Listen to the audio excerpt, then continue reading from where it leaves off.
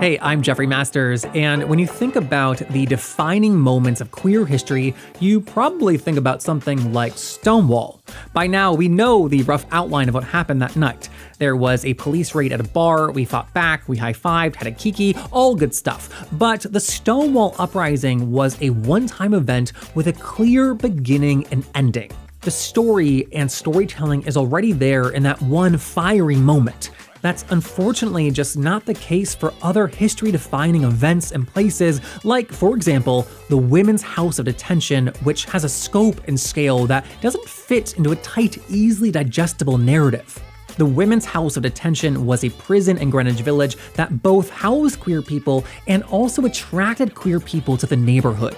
It was a landmark, an unavoidable fixture of queer life from 1931 when it opened to 1974 when it was torn down. It is hard to explain just how much it impacted queer and trans lives then and now, and today the historian Hugh Ryan is here to break it all down. Hugh has a new book out, aptly titled The Women's House of Detention, and it refocuses our history in a way that I think will surprise you. So without further ado, let's hear it from The Advocate magazine in partnership with GLAAD. This is LGBTQ and A.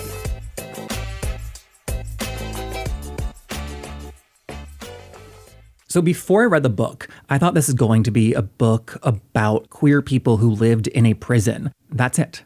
And that is only like the tiniest part of why this place mattered. So just to get everyone listening caught up and on the same page, can you give the broad overview, like the brief explanation of why it mattered and why we're even talking about this prison to begin with? I think the reason that I came to write about the Women's House of Detention initially was because it was a prison that dominated Greenwich Village in the mid-20th century, the period where we really start to think about modern categories of what it means to be gay or lesbian or trans, and also where we date a lot of our queer history to and from, right? Greenwich Village in the 1920s, 30s, 40s, 50s, 60s, Stonewall. All of that is swirling around this prison that no one ever seemed to talk about when I talked to people about queer history, except when I started to talk to women and trans men who had been incarcerated there or who had grown up in the bars in the nimbus of the prison. And I discovered all of these data points that told me the prison mattered. Again, when I would talk to people about Stonewall, they would tell me, you know, that night on Stonewall, we looked to the prison because we saw the women rioting and chanting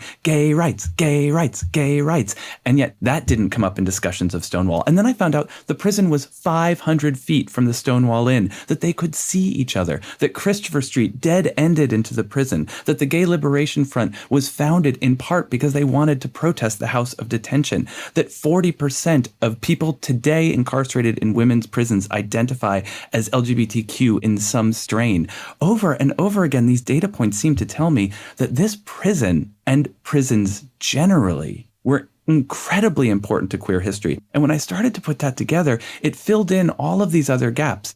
And I suddenly realized if prison records are one of our main sources of queer identity historically, than they were for those people at that time too, right? It's not just us historians looking back and using this data. These prisons were concatenating queer people into one place. And that place for women in New York was Greenwich Village, the most important spot in New York City's queer history. How could those two things not go together? And I think that for everything you're saying, what kind of like blew my mind was this was not Hugh Ryan kind of like uncovering a secret in history that no one knew about. Like this was a centrally located, prominent building in like the middle of Greenwich Village. It was impossible to ignore. And so when you say that Stonewall occurred 500 feet away, I was like, who do I sue for malpractice? Because all you did was like move the camera over 3 inches to show the prison, right? But no one has like told that story and like moved the camera. Yeah, I mean, the people who have tried, Arcus Flynn talks about this in an oral history that was done with her about the daughters of Bilitis, right? She talks about seeing what happened in the prison that night and that being how she realized Stonewall was happening. So much of this information seems to have just disappeared into a hole when the prison was closed in 1971 and then torn down in 1974. But the first lesbian love song on Broadway from the show Ain't Supposed to Die a Natural Death, which is coming back this year, is centered in the Women's House of Detention. This is not a secret. It's simply something we have forgotten.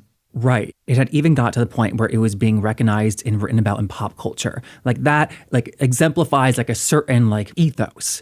But one of the things you write to all this is that it was one of the village's most famous landmarks and a meeting place for locals and a must-see site for adventurous tourists. I think that sounds really counterintuitive for a prison. Can you elaborate on that? This was both a prison and a jail, which means that it held people who had been sentenced for some kind of arrest, but also people who were on trial and who were there very briefly. So a huge number of women and trans men were coming and going from the prison on a basically daily basis.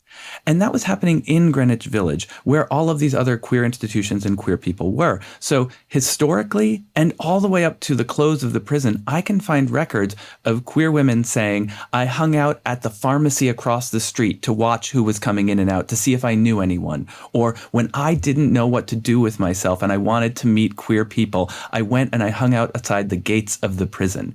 It was a meeting place because it was one of the few public institutions for queer women and trans men that could not be shut down by the police because they were the ones creating it. So in a strange, counterintuitive way, the fact that it was a site of detention and punishment made it impenetrable to our systems of punishment and detention that would otherwise have shut it down if it were a gay pride center or a lesbian bar or a consciousness raising session. Right. I mean, and to that, the majority of people were like lower income women, women and transmasculine people, as you point out, queer people of color. And the counterintuitiveness to me is like, it's bad that they were being arrested, especially for like arbitrary crimes, but also these arrests left paper trails. I found it very moving to have records of these like early queer lives. It's a proof that, as you point out, that there was people living pre-Stonewall that were not ashamed of their queerness. They took pride in it too. Were you surprised when you read that? I was not surprised when I read that. You know, I had done this kind of research before. What did surprise me, however, and what I really needed to think a lot about, is that so many of the prominent early modern queer folks that we recognize, the Frank Kamenys, say, and the Bayard Rustins, the activists who we talk about changing the world for queer people, if you dig into their histories, what you'll read over and over again is, I went to the bars and that's where I met queer people who taught me that we weren't freaks or disgusting or strange or wrong. And I was arrested. And that taught me these things as well. And yet that idea that there was a pre-existing, before these people who supposedly gave us the idea of queer acceptance, that they are actually learning it from a group of people that we do not recognize because we do not have the individual records, because they were not rich, they were not white, they were not men, they did not have the power to publish their own stories or to bring their cases all the way to the Supreme Court. Those groups of people in community surrounding the Women's House of Detention and inside the Women's House of Detention are the ones who come up with these ideas of their naturalness, their normalness, and it predates the Mattachine Society. It predates the Daughters of Bilitis. My biggest goal in doing this, like you said, was to find those stories of the women and transmasculine people who had these lives, who have not been recognized, because I knew I could not tell this story without getting close to their own thoughts, their own experiences. And so I also want to just like list the reasons why these people were arrested. You say that they were locked away for smoking, forgery, being homeless, attempting suicide, attempting murder, wearing pants, staying out late, accepting a ride from a man, prostitution, waywardism, disobedience, sending the definition of the word lesbian for the male, being alone on the street, and lesbianism itself. Because of the arbitrary nature of those crimes, did that translate to a lesser stigma around being locked up? In the community, you mean? Among queer women, are you saying? Yes. No, there was still definitely a stigma about having been arrested, and particularly when that arrest was connected to sexual identity. A lot of these people were butch femme bar lesbians if they were in the sort of lesbian queer community at all. And that community was looked down upon. It was stigmatized often, not within its own network. But even there, these women would try to hide their arrest because increasingly throughout the 20th century, having been arrested at all would become a mark against your character that would hold you back forever. You could not get certain jobs. You could not get certain teaching licenses. You could not have certain kinds of government assistance. You could not get into certain scholarship programs for school. So you had to hide parts of your life in order to make it as a person. And that didn't necessarily mean you hid it from other queer people. And we find these communities that are developing around the prison through incarceration, where people are openly talking about it with each other. But certainly they would try to hide that from any employer, any kind of future government arrest. Oh, because I'm thinking, okay, this person was arrested for wearing pants, smoking on the street, and for being alone at night. And to me, I would think like, oh, I can hire them. It would be great if anyone thought that way. But in fact, not only does any amount of incarceration or being found guilty ruin your ability to get employed later, but in fact, studies have shown that simply being arrested and found innocent makes it almost impossible for you to get a job later. The stigma of incarceration is incredible. And in fact, it points to something really fundamental about how our justice system is really just fucked up. We have this idea, one, that you can be found innocent by our system. But what we largely find is that if you have ever been arrested, it is assumed that there is some kind of guilt on you, no matter what happens. You are found innocent, the charges are dropped, the judge writes a letter saying you were innocent, nothing actually came of this arrest. Does not matter. You have a stigma for life. On top of that, we have a justice system which revolves around this idea that detaining people is a way to, in some way, pay off their crime, right? So the idea is that once you serve your time, you have been exonerated. But we don't treat people that way. Once you have served time, you are stigmatized forever, often by the government, but frequently by everyone on earth. And that is why in the US today, recidivism is so high. 75% of prisoners arrested today will be rearrested within 5 years. 75%. We can maybe assume that that rate was equally as high during like the time of the prison. Oh yeah. I mean, it was so high. Oftentimes what would happen, you're naming all of those crimes that people get arrested for. Yeah. Often those crimes were really just a way of saying, this is a disreputable woman or transmasculine person, though the system did not think that way, it just thought woman. Disreputable woman who will not be able to support herself. The real crime, the heart of it, was poverty. Because if you are a woman who is not properly feminine, you will never be a wife and you will never be a maid. And so we need to arrest you so that we can train you inside prison to be properly feminine so you can then become a proper maid or a proper wife. That was the idea. They understood that what was happening is that these people were poor. But then they released them from prison with a record. So you probably can't get employed at all, and with absolutely no support. For most of the time the prison was around, women got released with a dime in their pocket or 25 cents. From the very start of the Women's House of Detention, the earliest annual reports, you see people in the system, judges, lawyers, mayors, saying, if we release these people back on the streets with no support and no money, what are they going to do other than prostitute themselves? Steal things, embezzle. We had created a system that almost required them to go back to commit quote unquote crimes in order to survive. And with the sex work of it all, sex work back then was this, or prostitution, as it was called in the law, was an incredibly broad term that could be applied to almost anything.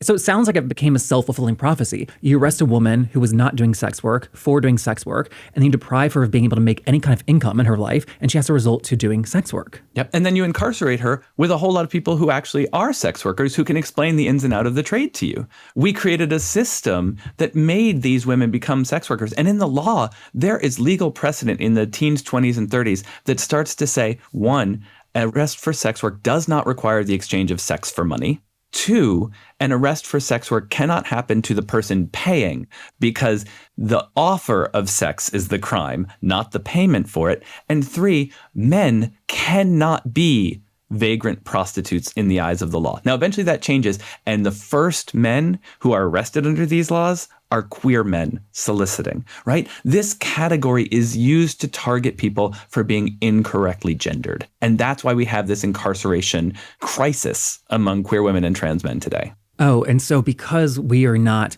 doing any kind of formal education or care to these people in prison, they're learning through each other how to become an actual sex worker. The education's happening, just not for what they want. Exactly. And the system is also educating people about what it means to be queer. I'm not a person who believes that we are born this way and that we have these kind of internal identities that are the same for all of us and are transhistorical and cannot change over time. I truly believe when you look at the experiences of people in single-sex spaces, whether those are ships or colleges or prisons, what have you, what you see over and over again is that there are people who are constitutionally in a sort of way queer, that they would be trans or lesbian or gay almost no matter what, it seems. But there are also many of us for whom the experience of having other options, of being in other situations, can open us to experiences, to emotions. I often like to say that sexual orientation is not fake, but I don't think we actually understand it correctly. Sexual orientation is a guidepost. It is part of what determines the sex and desire that we have, but it is not the only element of it. For some of us, it is predominant, right? That our sexual orientation almost exclusively matches our desires and experiences. But for other people, sexual orientation doesn't have as strong a hold, I think. That it exists, you may be oriented in a certain way, but experiences, emotions, other kinds of attachments can affect it. Homosociality as opposed to homosexuality. I think all of these things actually swirl about and determine how we act as individuals. And when we get caught in this binary idea of you either are gay or you aren't gay, we don't really understand the experiences of people who get to, for whatever reason, exist outside of compulsory heterosexuality. Compulsory heterosexuality being our entire society that is built around the idea that you will end up heterosexual and that there are supports for all kinds of heterosexuality. I'm really glad you brought that up because is a lot of record of people in this prison who had same-sex relationships but considered themselves straight and maybe were in opposite sex relationships afterward. But also the way we view sexuality today is so fixed and rigid. And I have to assume that is why we have partially gravitated towards the word queer because of the kind of expanse that it allows. Am I making false connections? No, I think that is definitely part of it. I also think that we gravitated, I will say for myself, towards the word queer because it does something a little bit different than other terms for sexuality. Our first group of terms for sexual orientation and stuff like that are things like sodomite and crossdresser. They're about specific behaviors. They're not about identities. They're about what you do. Our next group of terms like lesbian, gay, trans, etc. are identities based on behaviors, right? Crossdressers become trans people. Not all trans people are crossdressers, but fit the category, blah, blah, blah. But that's the kind of evolution of terminology. Queer does something different. Queer indexes where your identity, your sexual identity, which is based on your sexual actions or desires, fits in a hierarchy of identities. Queer is inherently, for me, a political term because it asks, are you stigmatized because of your identity based on your sexual or gendered desires, right? It's doing something slightly different. And I think that's really useful for us right now because I'm going to go on a 2-minute detour about the evolution of queer terms real fast. I'll time you. Go. In the 19th century, we have this idea of the invert. It's a model that's very much based on the body. It collects certain groups of people, but folks that we would think of as gender normative homosexuals probably didn't think of themselves as queer back then because love between men and love between women was common. It was expected. Everybody lived in sort of single sex lives. Most of the people you interacted with are other men or other women. People like Abraham Lincoln slept in the same bed with their quote unquote male friends for years at a time, right? In that world, gender normative homosexuals are basically invisible. Cities come around, right? We get urban centers. Suddenly, there are tons of people filling these spaces who are able to see each other and understand their desires for each other. And we start to get different categories. We start to break apart that invert category into what we today think of as homosexual, as transgender, as intersex, because we have so many people concatenated in such a small amount of space that they see each other and form communities. We are now going through that process yet again, but with the internet.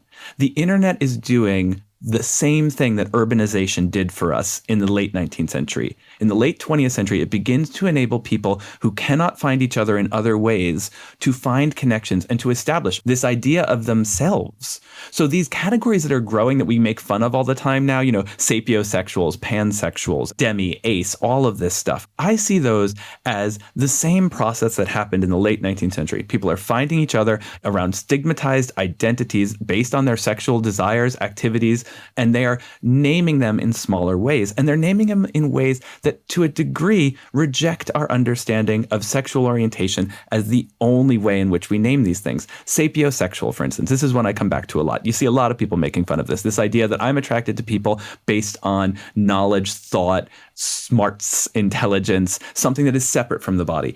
Oftentimes you'll see people say, oh, that's just bisexuality, right? But bisexuality in a sexual orientation mode says, I am attracted to men and women. That is a sexual orientation that is not about being attracted to a specific gender or body, but to a different type of experience.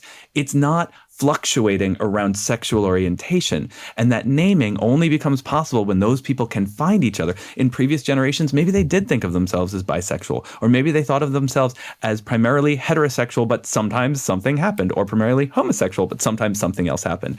Now we're enabling that group to sort of come across as a constitutional whole. I don't want to imply that inverts were less real than the categories we have today. We simply are drawing different circles and saying that circle is an identity, and because that circle has been drawn, now people can find each other in it and they can live that identity out.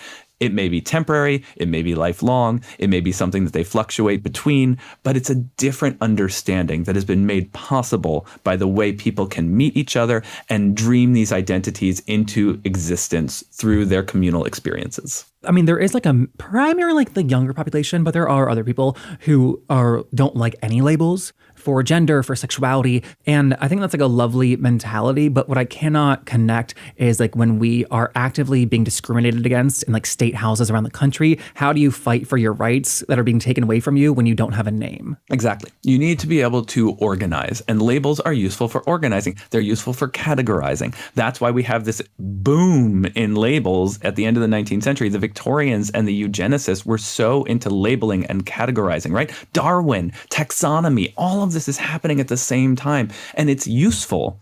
But it also is problematic, right? We have to balance those two things. These labels help us, but they can also hold us back. And so during the time period of the prison, in the earlier years, it was opened in 1929, was homosexual kind of like the umbrella term that all of these like queer women were like being labeled as? It's a little complicated. I wouldn't say exactly. Yes, you do start to see. So the prison starts construction in 1929, opens in end of 1931. First people are incarcerated beginning of 1932, I believe. And at that time, you see a lot of concern around homosexuality in the case notes. You see a lot of people getting labeled that way. You don't see as much lesbian. You do see sort of older holdover terms showing up a lot, though, because understand, 1931, 32, we have these new ideas about gay, lesbian, trans that are coming from Sigmund Freud and are coming from sexologists. But the adults working in those prisons, sometimes they received their education in the 1890s. They're still working off a body-based model. So all the time you'll see the one that comes up a lot is bisexual. They don't mean bisexual the way we mean bisexual. They do technically mean people who are having sex with people of quote unquote both sexes. But in their minds, bisexual meant a body that was inverted. You are somewhat male and somewhat female, and therefore you have sex with people of both sexes, but it becomes back to the fact of your body. So in the 40s and 50s, I find all these files where younger queer women, mostly women of color, are expressing bisexuality as a sexual orientation, the way we think of it today. And their social workers are expressing bisexuality and saying, oh no, that doesn't make any sense. You're bodily normal, so you can't be bisexual. And the younger folks are like, that makes no sense. This isn't about my body. I'm not saying I'm not a woman. But to these older people, those two ideas are the same. There is no separation between your body being different and your sexual orientation being different. So to them, my body is different and the body cannot be changed, whereas like my thoughts can when it's moved to the mind. Yes. Right? Yeah, exactly. So in their eyes, they'll say things like, she is menstruating and wants to be a nurse. She's obviously not gay. Which seems insane to us, right? But what they're trying to get at is her body is the right kind of body, therefore her gender is the right kind of gender. Therefore her sexuality must be in line with those other two things. We can fix her. Wow. I'm fascinated by our changing labels, and we live in a time right now, and I don't know if it is unique to our history or if labels are always changing, but they've been changing so quickly, just our lifetime. And I find that amazing, but I also don't know if that's unique. I think that it happens anytime we see large population clusters gathering. I mean, you go back historically, there's a reason there's so much queer history in London. There's a reason there's so much queer history in Baghdad, right? These places are population centers where we can see different kinds of life and experience and desire and name them in community. But the other thing I would say about that is, regardless of the naming and the labeling and those changes, the law does not need names, labels, or even laws in order to crack down on behaviors that they think are immoral or bad. So while I think it is very important that we understand how these names and labels change and how they change communities, how these ideas shift and form, the thing that I do want to focus back on is that women and girls and transmasculine people, even though the law wasn't thinking of them that way, got targeted for being immoral by our prison system. And now that has a lot to do with gender. It has a lot to do with sexuality. But the truth of it is, the women's prison system develops as a way of social control. It goes back to the 1870s. We had a system previously that was about punishing the violent antisocial acts of white men. Post-Civil War, as Black people of all genders and women of all races are having more and more space in the public sphere, that system is repurposed for social control. So things men, particularly white men, were never arrested for and were never incarcerated for: public drunkenness, hiring a prostitute, drug use, all of these behaviors become criminalized when the wrong groups of people are doing them. So we have a system that was built to punish women and Black people, and then other people of color, and then trans men, on purpose in a way that it was never intended when it was just aimed at white men. All of these quote unquote crimes against the public order, that's what fills the prison systems of the 20th century, particularly the women's prisons. And in that way, this book, which is about history, is also about our present, because so little has changed. Absolutely. And so to that, I don't want to ignore the stories of the women and transmasculine people that you wrote about, because it was very bad, to put it lightly. And a few months ago, we had Jay Toole on the podcast, who talked about her experience being locked up at the Women's House of Detention. And she shared a story about the horrifying physicals that they underwent. That story didn't actually make it into our final cut, so no one's heard it. But I thought we could play it now, if that's okay with you. Yeah, if that's okay with Jay too. I want to make sure that this is something she was okay with sharing it. Yes. Oh my God. Yeah. I appreciate you asking though. Fabulous. Yeah. So this story from Jay, it is very graphic in terms of sexual assaults and violence. Just a heads up there to everyone. You can fast forward 50 seconds if you want, but I do think it's important because it is a testament to just how traumatic things were for the prisoners. So let's play it. The nightmare of it was, the physicals they give you when you first go in were horrendous. I always remember this one time I went in.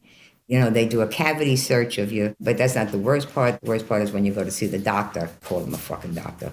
And I do remember this one time where he got me up on the table, and it felt like his whole arm was up inside of me for a very, very long time. When he was done, he said, "Get off the table," and I couldn't move. I mean, the pain was so bad, I couldn't even move off the table. And when I did, the blood started coming down. And he threw me a paper towel and said, "Hurry up. I have other prisoners out there that I have to examine, blah, blah, blah, blah, blah." And I can feel it in my bones as I tell that story. I can still feel it in my bones. I can taste it, what was done. Oof. Yeah, that is a horrible story. Jay told me that story as well. And it's one that almost every person incarcerated in the House of Detention talks about. And that is the reason why I thought it was an important testimony to play, because it was not just a unique one-person experience. This was commonplace, as you wrote in the book. Yeah, absolutely. The first protests against the prison are about these physicals, because not only were people being given a physical examination, they were also being given a forced enema, they were being given a cavity search, that were looking for drugs, which in the 1950s, there's actually a report written by an associate warden where he says they have never found any drugs in 20-something years of cavity searches, right? So not only is this invasive and awful, it's useless. And then on top of that, what they were searching for aside from drugs were signs of sexually transmissible infections, which in the earliest years of the prison, we're talking gonorrhea, we're talking syphilis. These were things that could not be cured well. The tests were not very good.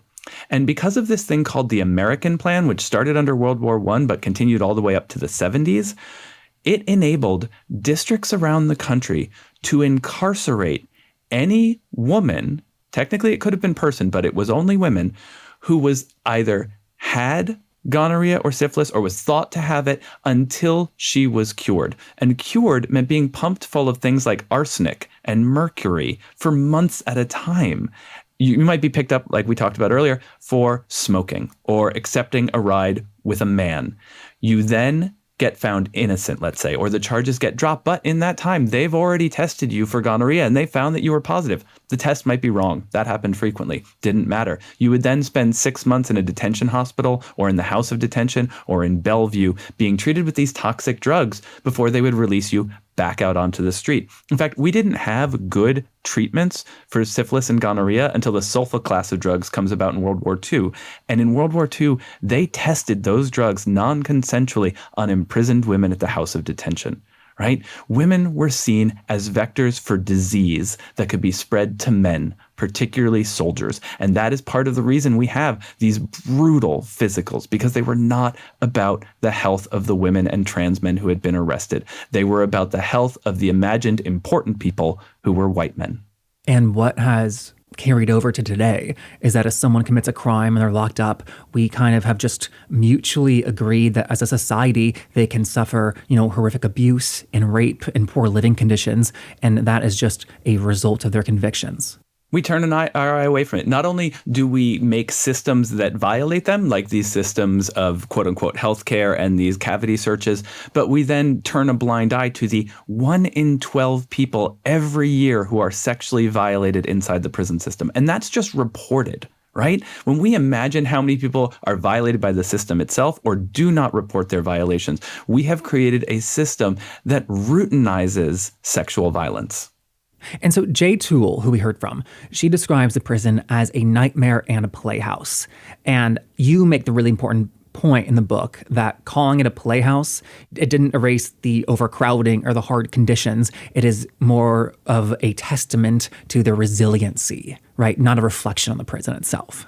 Absolutely. So many queer women, even while talking about how awful the prison was, you see Audre Lorde and Joan Nessel and all of these folks saying it was awful, but it was also a symbol of community. When you have so few other places and when the government is mushing you all together into one place, it can't be anything else, right? Prisons will never be anything but prisons, but prisoners will always be so much more. Right. Also, with the Gay Liberation Front, that's something I think that people know a passerby's amount of knowledge about. We've talked about it on the show before, and yet one thing I did not know is that the Gay Liberation Front's earliest protests took place in front of the prison, protesting the conditions there. Yeah, this in fact is how the Gay Liberation Front forms, to be honest. Right after Stonewall riots, we've got these organizations like the Mattachine Society and the Daughters of Bleedus, which are called homophile organizations. They are really courageous. I don't want to dismiss the work that they did, but a lot of it was about assimilating into the existing system. After Stonewall, younger radicals who are often involved in other movements already, the yippies, the radical feminists, et cetera, start to meet and say, we want to do something. We want to protest. And the Mattachine Society says, no, you cannot go protest the prison in support of the Black Panther members, Afeni Shakur and Joan Bird, who are held there. That would alienate the police, the very people we want to get in with. And these younger radicals said, well, we're going to form a new organization to protest it, and we're going to call it the Gay Liberation Front, right? The Gay Liberation Front is founded to support Black Panthers in the Women's House of Detention. And that's their first protest in August of 1969.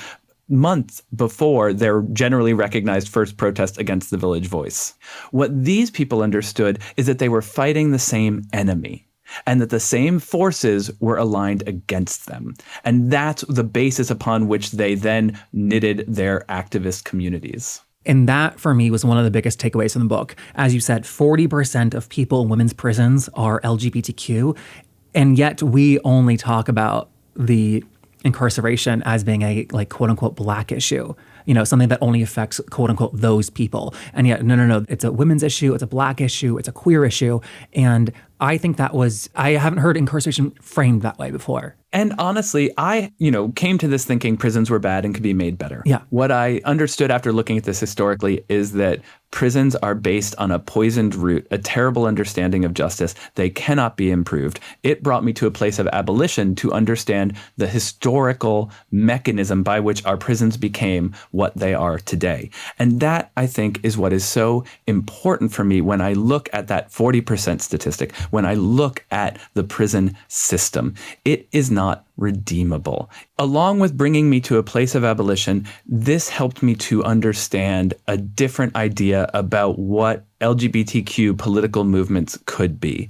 Because what prisons are largely are places where uncared for people who are poor, Black, queer, abandoned by their family, mentally ill, chemically addicted, get a minimal service. And that service is provided only as a mechanism for keeping them away from people who actually matter, non-incarcerated people, rich people, white people, men, et cetera, et cetera, et cetera.